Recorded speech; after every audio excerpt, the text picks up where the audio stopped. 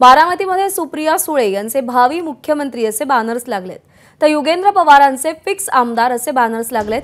बारामतीतील गुणवडी चौकामध्ये फुल and final ग्रुपच्या वतीने हे बॅनर्स लावण्यात आलेत। याचा आढावा घेतलाय जयदीप भगत यांनी।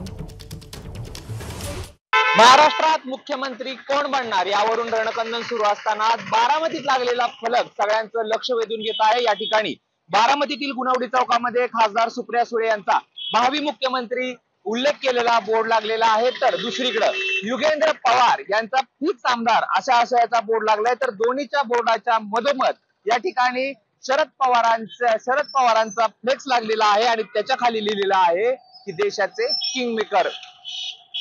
ईद ए मिलादुन्नबी या कार्यक्रमानिमित्त बारामतीमध्ये विविध ठिकाणी फ्लेक्सबाजी करण्यात आलेली आहे आणि या ठिकाणी शरद पवार असतील, सुप्रिया सुळे असतील, युगेंद्र पवार असतील, जय पवार असतील, तसेच अजित पवार असतील यांचे बोर्ड देखील या ठिकाणी लागलेले आहेत। परंतु सगळ्यांचं लक्ष वेधून घेतो आहे तो सुप्रिया सुळे यांचा लागलेला भावी मुख्यमंत्री आशयाचा बोर्ड।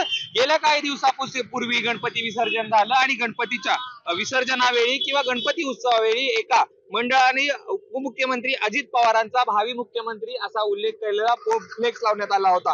त्यानंतर आता खासदार सुप्रिया सुळे यांचा भावी मुख्यमंत्री म्हणून फ्लेक्स लावण्यात आलेला आहे, तर युगेंद्र पवारांचा फिक्स आमदार असा आशयाचा बोर्ड लागलेला आहे। खरं तर मिलाद ए दुन्नबीच्या कार्यक्रमाच्या निमित्तानं बारामतीत पोस्टरबाजी केली जाते। एकीकडे जय पवार असतील, पार्थ पवार असतील, अजित पवार असतील यांचे फ्लेक्स लागलेले आहेत, तर दुसरीकडे युगेंद्र पवार, शरद पवार आणि सुप्रिया सुळे यांचे फ्लेक्स लागलेले आहेत। तर सुप्रिया सुळे यांचा भावी मुख्यमंत्री उल्लेख असलेला बोर्ड सगळ्यांचं लक्ष वेधून घेतोय। कॅमेरा पर्सन धीरज सह जयदीप भगत, एबीपी माझा, बारामती। एबीपी माझा, उघडा डोळे बघा नीट।